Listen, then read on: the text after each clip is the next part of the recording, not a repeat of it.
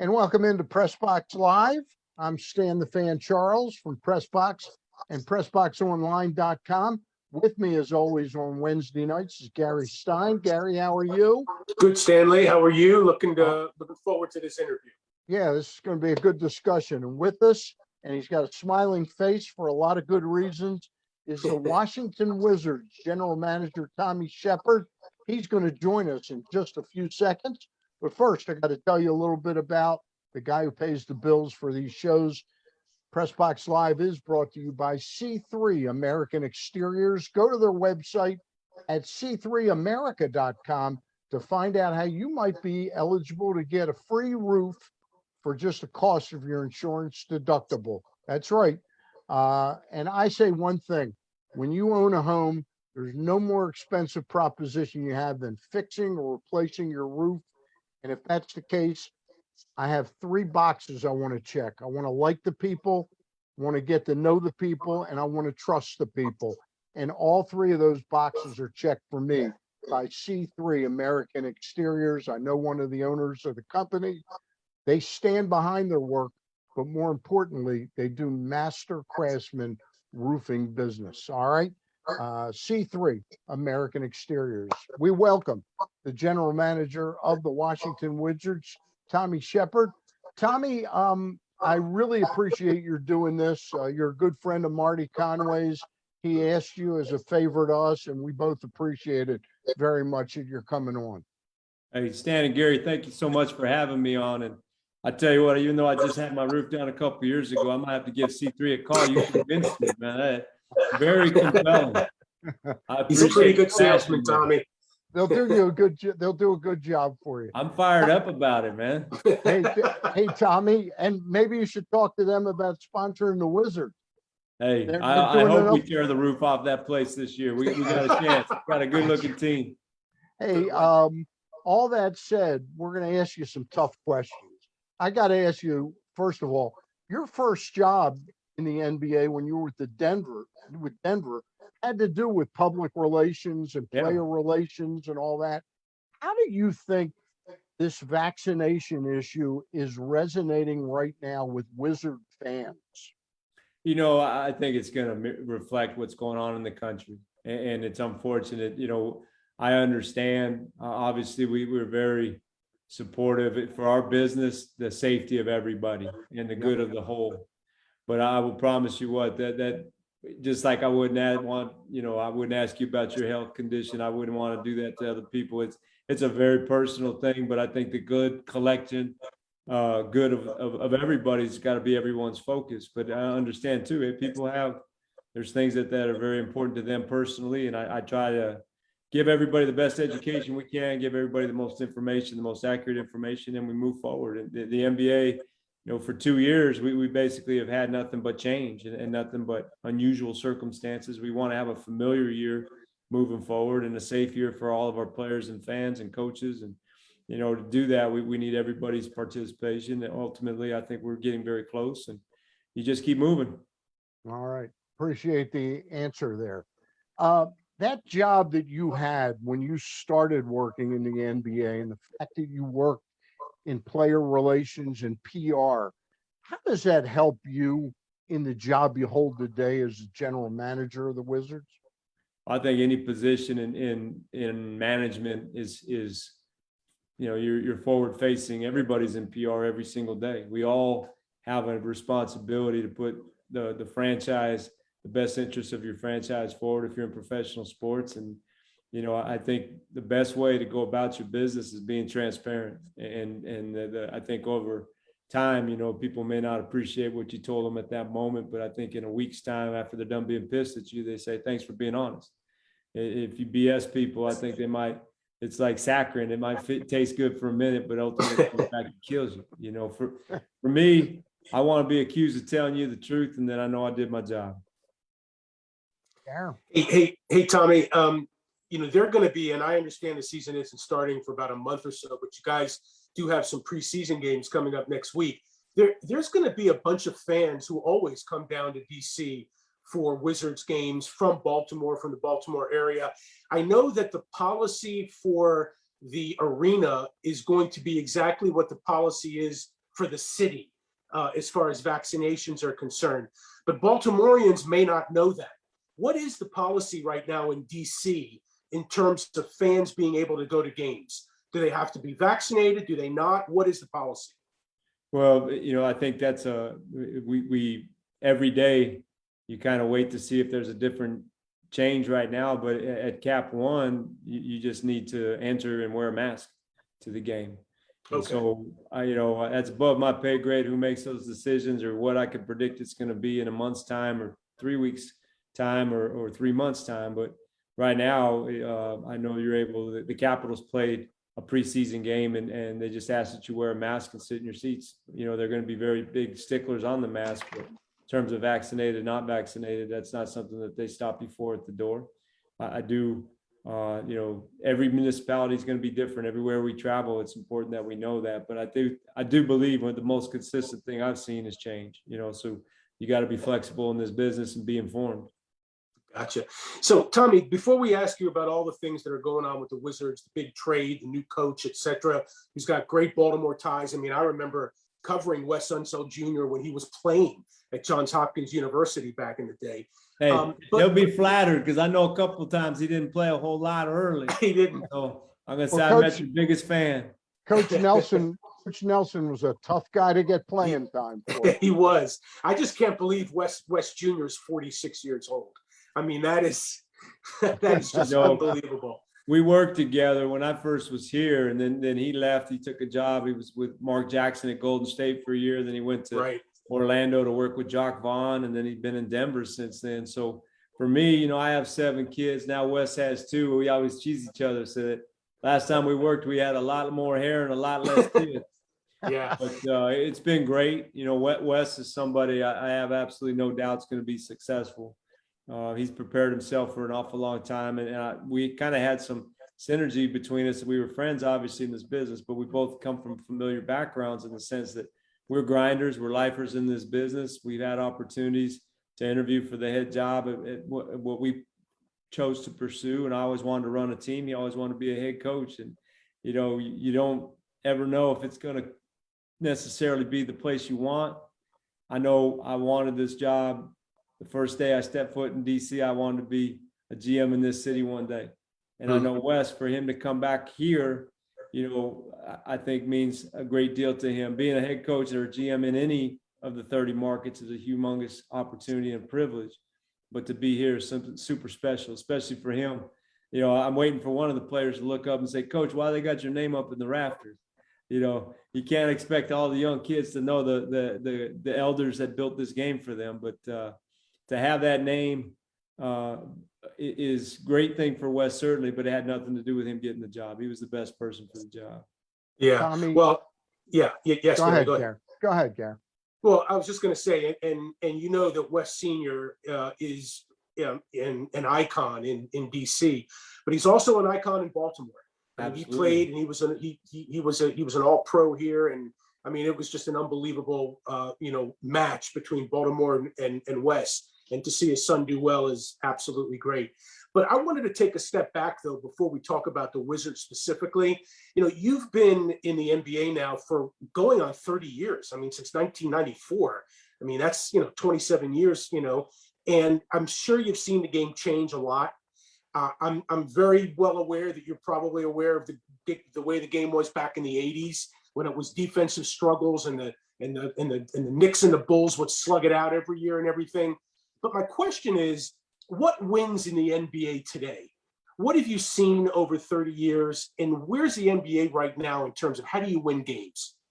Well, certainly, I think what the NBA took great notice of is how much the game in the 80s, 90s, it became so physical that it was almost unwatchable from the fouls. Yeah. And then while the testosterone was great and people that love defense, you look out there and you remember it fondly, fans were tuning out. It just to take some of the skill off the court so you could bring the brawn onto the court. That was more like a professional wrestling approach.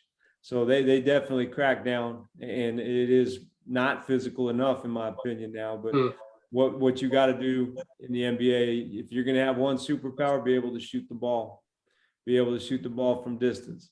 Athleticism is great. That'll definitely get you to the league, but it's not going to keep you there. There's been great athletes that just can't make it. There's been guys who can't do much else, but they can shoot, and they go a long, long way. And so, I doubled down this summer with our franchise. We said, let's keep adding shooting, and we really are excited watching the first 3 practices that, hey, we got some guys that can shoot from distance, and it really spreads the floor and it opens it up for Beal and Bradley. At the end of games, he's going to be seeing double and triple teams, and if you can't kick it out to someone who can knock down a shot, you're in trouble. So I went out. We really went above and beyond to make sure we added extra shooting. Now, hopefully, some of those damn shots will go in. But when I worked for Jerry Tarkanian, he said, yeah, the guys, he's an outside shooter, but the game's played indoors. I never forgot that. Make sure he can play. He said that in between chewing his towel, I guess. Yeah. Coach Tark was a legend. I was going to ask you about defense. I hardly know you, but I'm imagining that you can't be that satisfied when your team night in and night out lets up more points than it scores. Is Wes going to be a stickler for a better defensive club than we put out there the last couple of years? Oh, certainly. And it's plagued this franchise for quite some time when we focus too much on the offensive end and you get some slippage. Show me what a defensive player looks like, right? Anybody can play defense. It's effort, it's technique, and it's the will. And that's something that, if you are willing to ignore that, then ignore it at your own peril, right? And, you get what you demand, right, in this business, and then you encourage what you tolerate. So Wes, when he was here, he's actually an offensive guy. He was our offensive coordinator, if you will. And when he got to Denver, Malone put him in charge of the defense, and they've been a top 10 defense the last 3 years. They're a team that went to the conference finals. They had an MVP in Nikola Jokic, and if you can get him to play defense, I tell you what, shame on everybody else that won't play defense, because Nikola's a hell of a basketball player, but he's not. You wouldn't pick him out if you were trying to go to the Olympics in any sort of track and field events. He's not a great athlete that way, but he's a brilliant basketball player. They got him to defend. They got a lot of people there. They score a lot of points, but they're able to get enough stops, and West got a great deal of credit from their players on that. So, certainly I recognize it. We were number 1 in the league in pace. We were 19 in defensive efficiency. That you can't have that. Is defense in the NBA today, is it a mindset? Is it the physicality of the given roster you give the coach, or is it a combination of those two things, Tommy?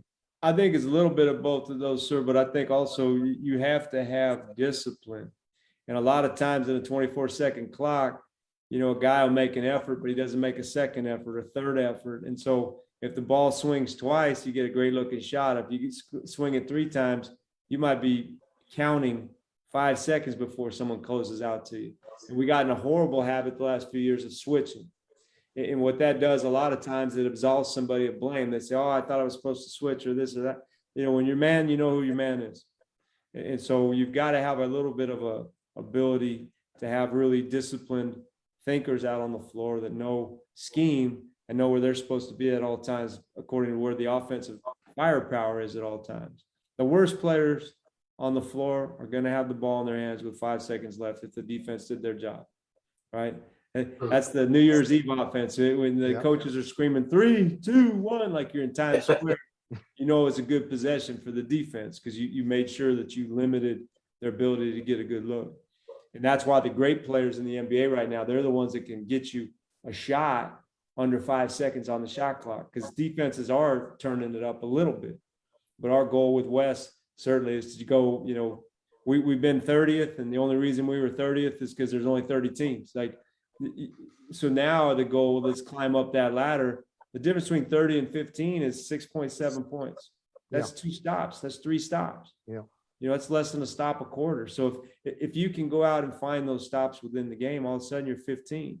But you cannot win a championship. The last 20 champions in the NBA were top 10 defensively.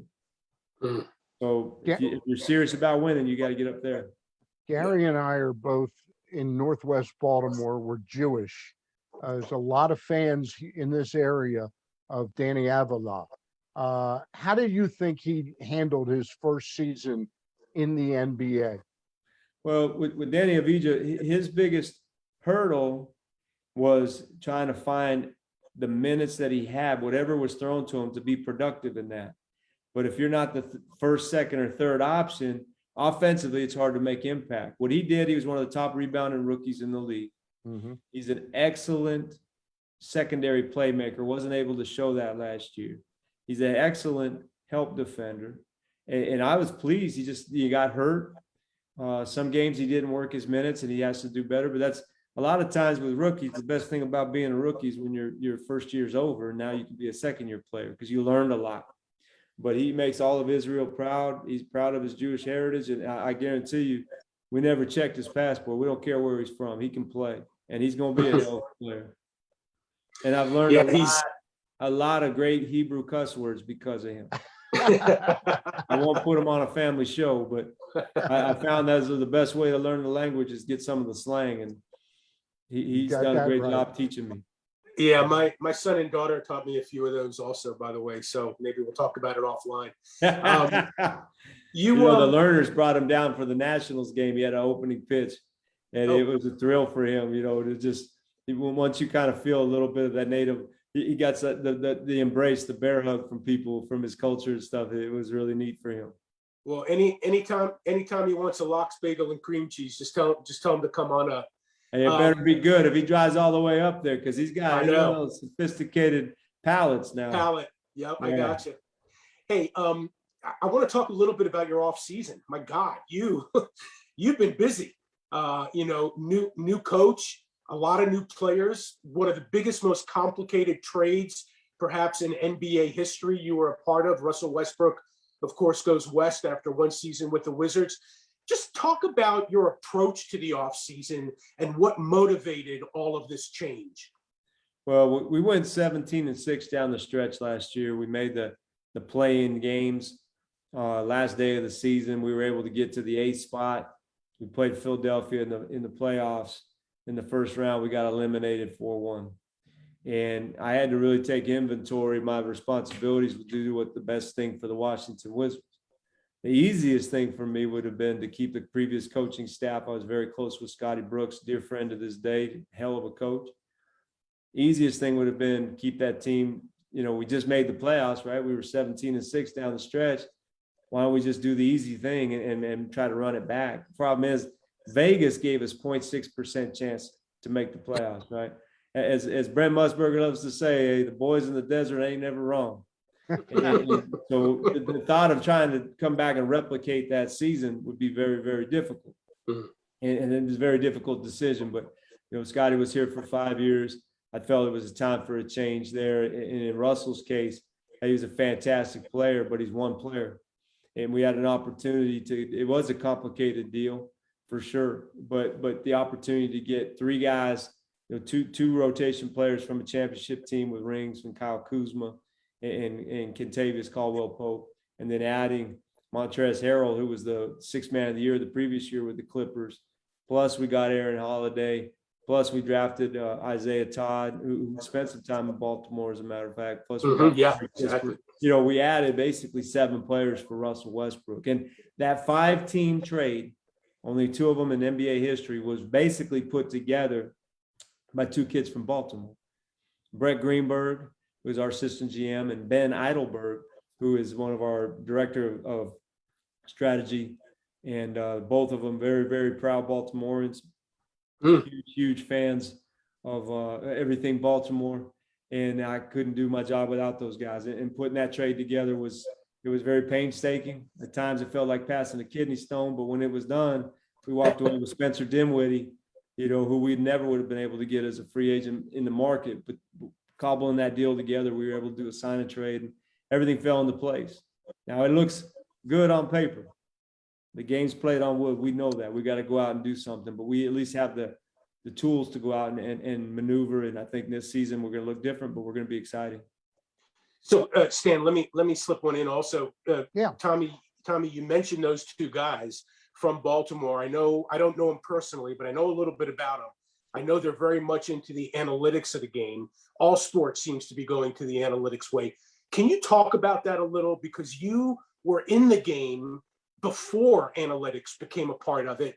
And I just wonder how you've adapted to that and what you think of the analytic process. Well, look, it's part of life.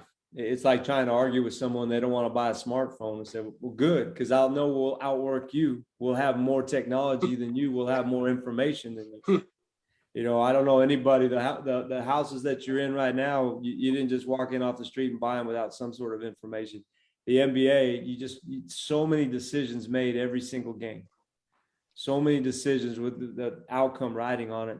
You want information for those decisions. You know, the older I get, the more I worry about decisions. You say, well, it was a gut decision. Well, hell, what if it was that dang Thai food that I ate? You know, it wasn't my gut telling me, it was indigestion. Like, you got to be so cognizant of every decision that you make, and ignoring information at your peril.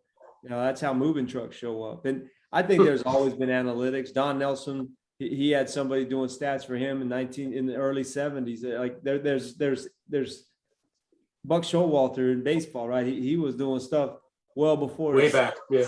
Earl Weaver used to have the index cards. The 77 Orioles, it was better than that team. But you move that information into a main space and allow more people to come in with their influence. I think it's been great, and it's created tons of jobs, and it's brought a diversity of opinions, intelligence. There's a place for everybody in an organization. You know, the days of the one great supreme person in the front office, and he made all the decisions, everybody had to listen to him. That's dead. That doesn't happen anymore. We have diversity across everything now, and the collaboration of ideas. Our analytics department is growing. It'll continue to grow because that's the stress we're under, to have the best information to help us make decisions. One of the things, following up on Gary's question, last night on the Orioles broadcast, they had in their top prospects to get their awards last night for this season. And Adley Rutschman was there, the #1 pick from a couple of years ago.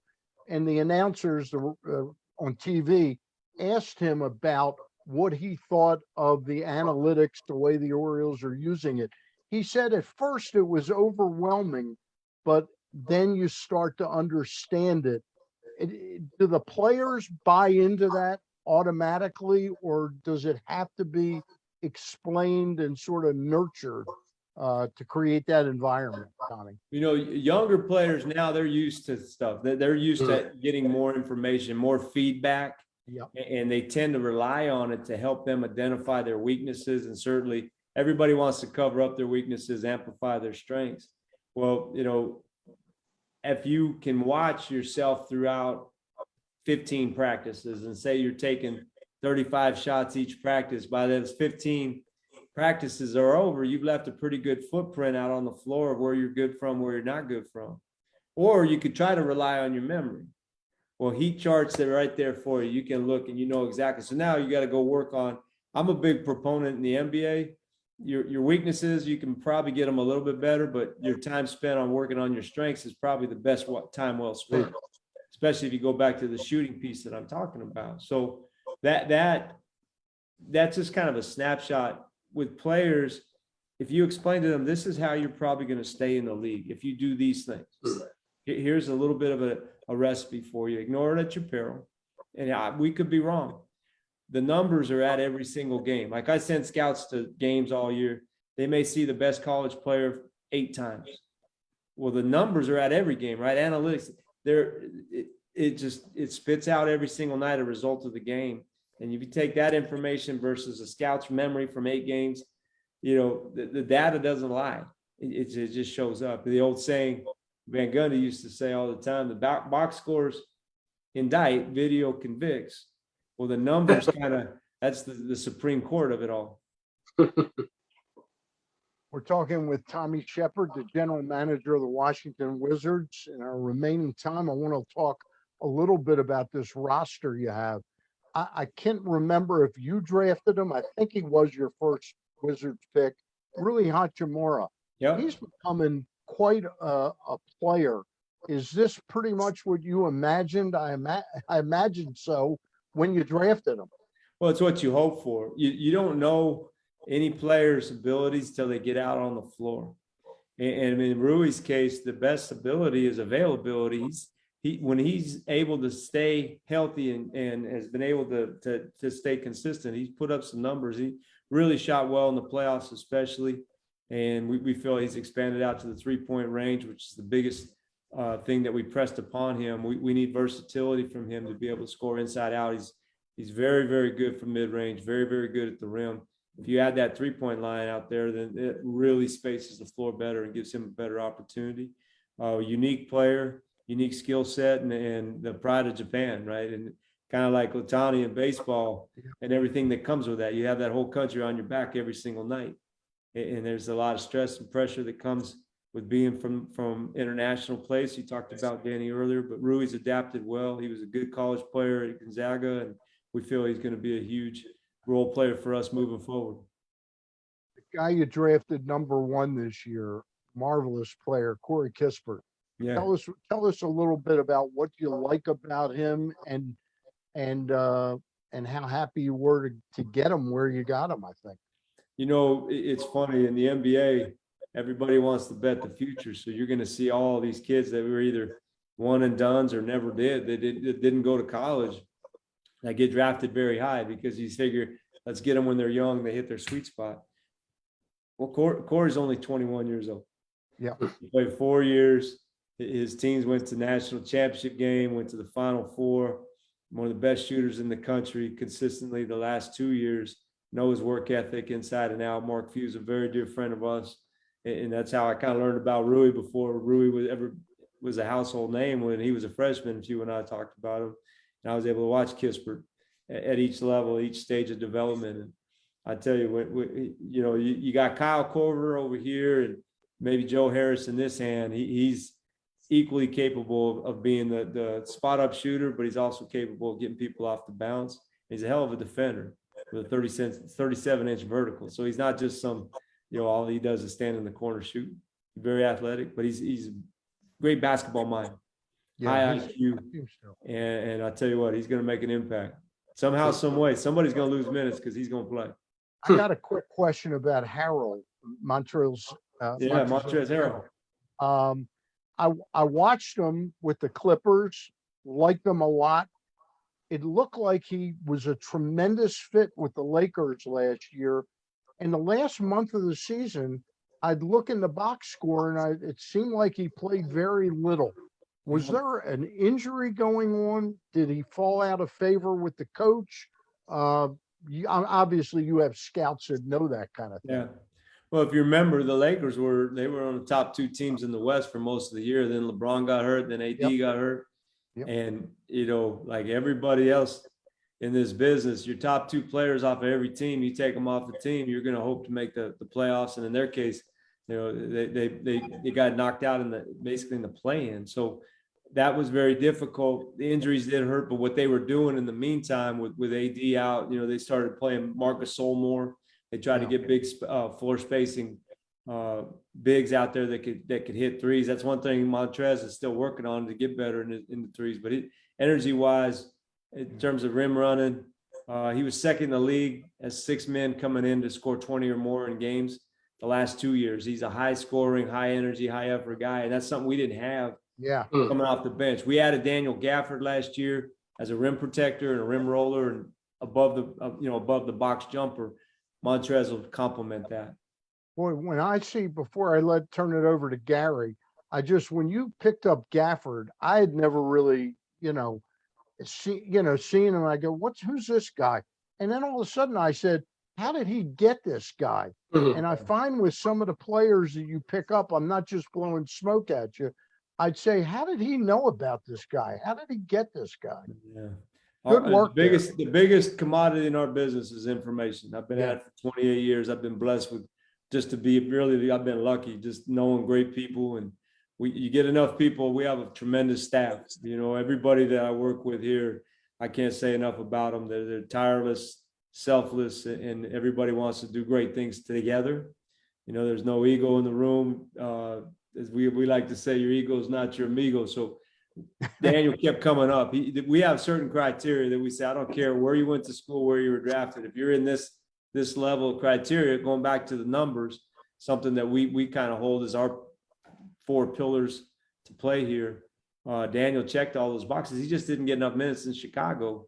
And there's players like that in the league. You know, you go back a million years ago, Dale Ellis, for example, wasn't playing for the Dallas Mavericks at all. Gets traded to Seattle the next year. He's 27 a game and in the All-Star game. That happens over time. You know, I'm not saying Dan's gonna be an All-Star, but I'm not gonna say he's not. Yeah. But he just needed the opportunity, and he got minutes here where in Chicago he didn't. Gary, you got a couple more, and then I got one or two quickies, and we'll let Tommy Sheppard get back to work. Absolutely, I do. Just a quick comment. You say that you've been lucky, and I mean, we all say that, but you know, luck is a product of work meeting opportunity. So you must have been doing something right to get that luck. Thank you. Quick question about Rui before I move on. And let me jump in. He does it, Gary, with 7 kids. Tommy Sheppard's got 7. I don't know where he's got the time. I don't know.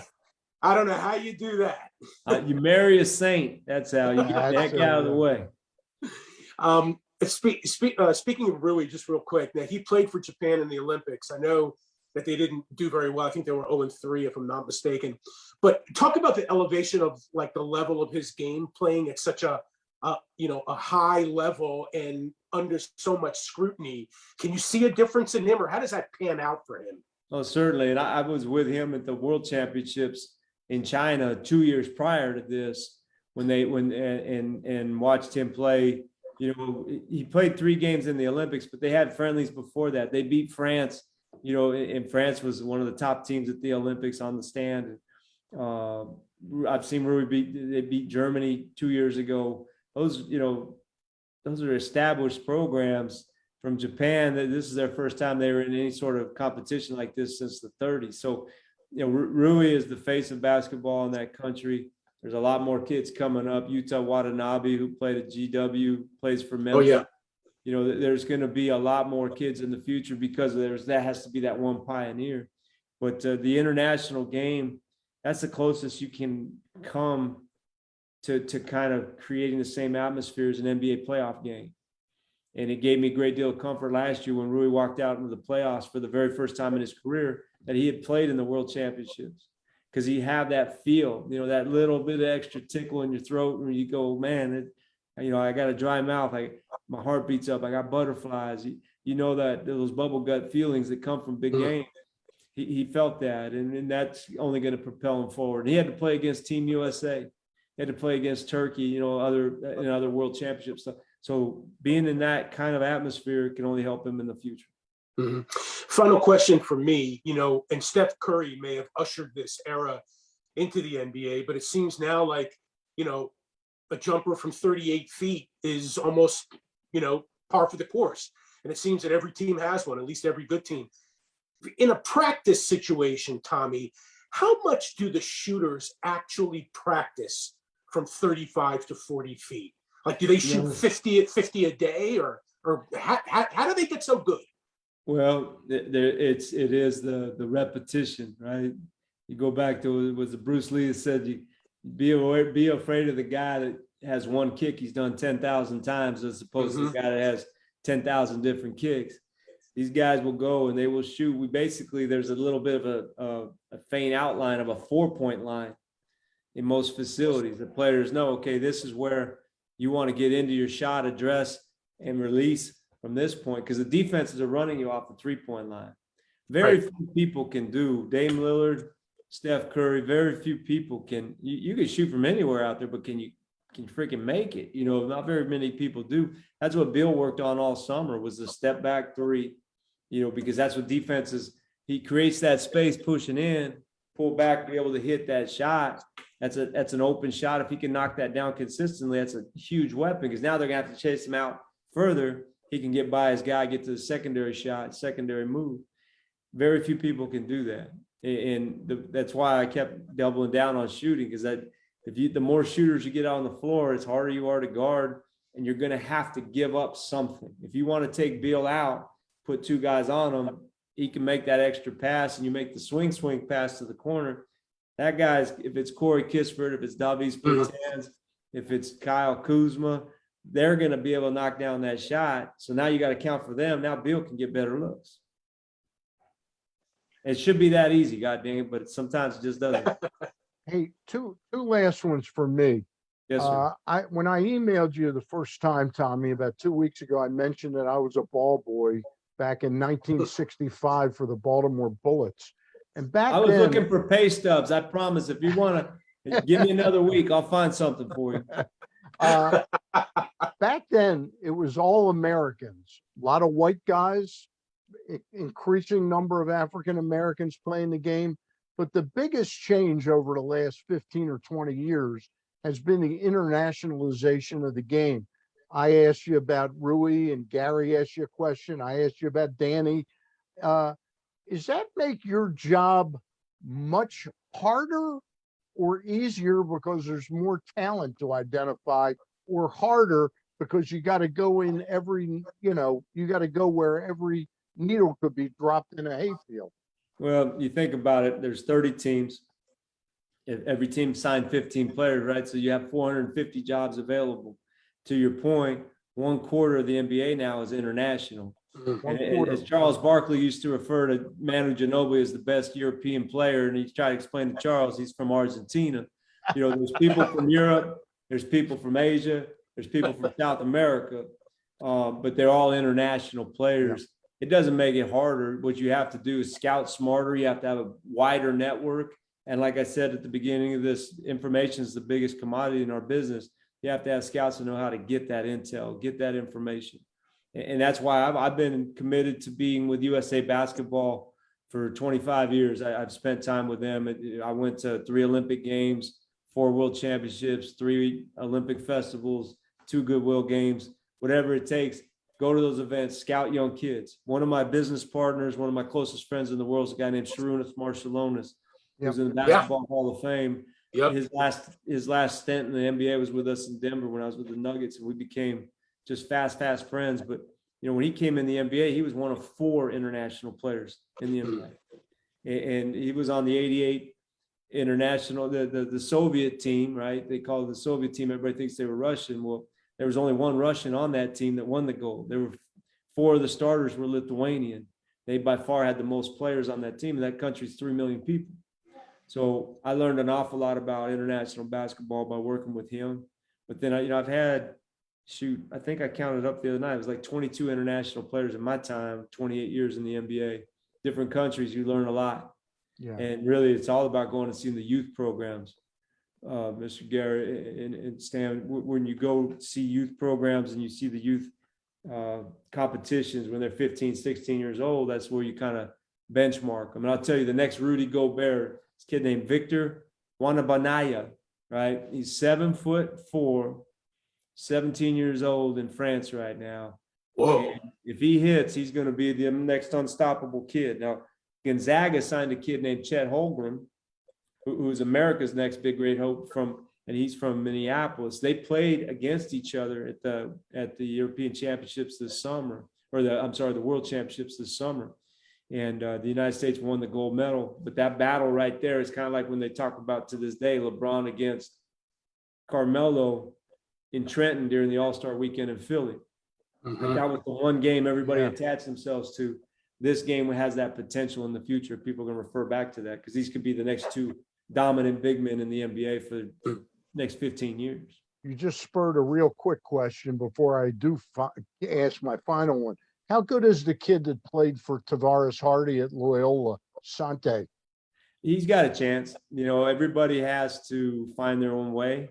Yeah. But I think it was, people that discounted maybe the school that he was at and missed some of the physical characteristics and stuff. I think he's got a chance. We'll see. Like everybody else in this business, you love them, do everything you can for them, but they got to go out and earn it. I want to ask you one last question about a player you took a shot on. He's a G League guy, and we talked about him a little bit before we went on the air.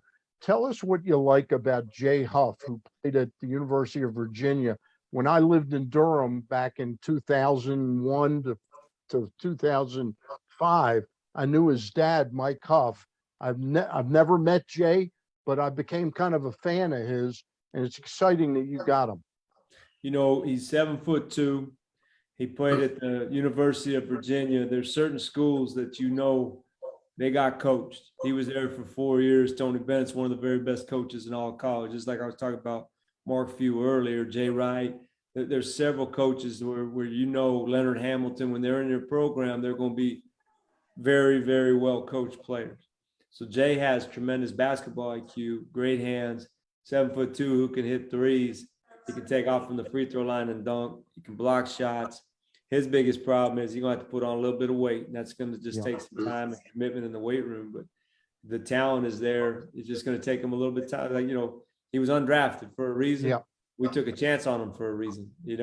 It's a heck of a lottery ticket. If it pays out for us, I think we got a center in our program for a long time.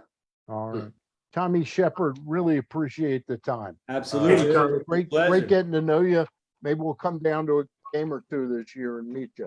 Hey, Stan, that'd be great. The only disappointing thing, I'm looking at those bobbleheads. I don't see Gary in there anywhere. We gotta this face. We gotta get the fans going on this and make sure we get Gary a bobblehead for that shelf. All right. Hey, thanks, Sounds Tommy. good. Really Take appreciate care, it. guys. Great to meet All you. right. All right. Want to remind folks that Press Box Live, you don't have to hang for the good decision. He's good. He's quite a guy. I'm really impressed. Yeah. I really, to be honest with you, I didn't really know that much about him until we started researching him. Yep. Very impressive. Very impressive. Very impressive. So is our sponsor, Gary, C3 American Exteriors. Go to their website at c3america.com to get a brand new roof for just the cost of your insurance deductible. C3 American Exteriors, they're master craftsmen when it comes to putting on or fixing roofs. And as I like to say, no greater expense that you'll look at as a homeowner than fixing or replacing your roof. I want to like the people, I want to know the people, and I want to trust the people. And they check off those three boxes and they do great work. C3 American Exteriors. Gary, you and I will be back next Wednesday. I don't know the name of our guests, but we're fast approaching to the Maryland 5-Star event. And we're going to have a couple of the riders, I believe, the equestrians that are part of that event this coming week. All right. Sounds good. Also, I just want to make a note real quick. And Yep. I know we've talked about this before, but as far as the Ravens are concerned, Yes. after this game against Denver this week, this coming Sunday, Yep. the Ravens have 4 straight home games and a bye. So that Yeah. 5-week period, They where don't the play Ravens don't have they to don't play a travel. road game. Yeah. I remember Yeah, exactly. I remember That's looking at huge. that when the schedule first came out. Gary, Yeah. did you watch? You were in San Diego last week. Did you watch the game, and what was your reaction at the end of that game? Right. So funny story. I wasn't watching the game because I was doing stuff with my wife and my daughter and my family. But You I got to was get your listening. priorities. You got to get your priorities straight. Exactly. But I was listening on satellite radio because, every team has a channel. Okay. Yep. So when it was 4th and 19 before the pass to Sammy Watkins, I'm in Right. the backseat of my car and I'm all glum, and I'm not saying a word. And then all of a sudden the world turns around in 20 seconds and I'm like flying like a kite. So yeah, it was just unbelievable. Obviously I saw the replays later, but just going from the low of low to the high of high was just unbelievable. I wanted your take on one thing before we sign off. When Sammy Watkins caught that ball, everybody thinks, why wasn't he trying to get to the sideline to save time? I think he saw an opening to take it to the house, and when he accelerated, he slipped. Well, your thoughts on that? Yeah, I mean, I don't know if he saw an opening to take it to the house, but here's what I think. And again, I don't know this for a fact, just Yeah. what I think. If you remember the play, remember that Detroit called a timeout right before the play so that they could perhaps set their defense, I guess. Right. I don't know, right? And that was their last timeout. So Lamar goes to the sideline and they talk over the play with Harbaugh. And I think in that moment, they say to Watkins, or maybe Lamar talks to Watkins and say, look, if you catch the ball and have a chance to make a few more yards, every yard is precious. Yeah. They didn't know that Trucker was going to come on for a 66-yarder, but they Right. knew that they were going to have to call on him. Yep. So I think perhaps the decision to turn in and get him another 3 yards was made right then. Okay. Interesting. You know, you were in the car. I don't know if you saw this on subsequent replays, but the play after Watkins' catch where they decided to run one more play, Right. they ran out of time by a beat and a half, and no flag was thrown for delay of game. That would have changed it to a 71-yard field goal. Yeah, no, I know. Again, I was in the car. You're right. But even, and I was listening actually to Jerry Sandusky. Okay. And Jerry did a good job. Jerry actually was on it. He said, I think he said the clock shows 0, Right. and then Lamar takes the snap. Yeah. So, yeah, there was a big full beat and a controversy over half. that. It was a full beat and a half. All right. Enjoyable tonight. I really enjoyed our time with Tommy Sheppard. Absolutely. Always good to be with you, Stanley. All right. Good to see you. I'm glad you had a great trip out to San Diego to see one of your children. All Thank right? you, my man. Because you always do have your priorities straight. For Gary Stein, I'm Stan the Fan, and we'll see you next week. Ken Singleton will be our guest with Ross Grimsley on Monday night. All right. Good get. That's it for tonight. Thanks.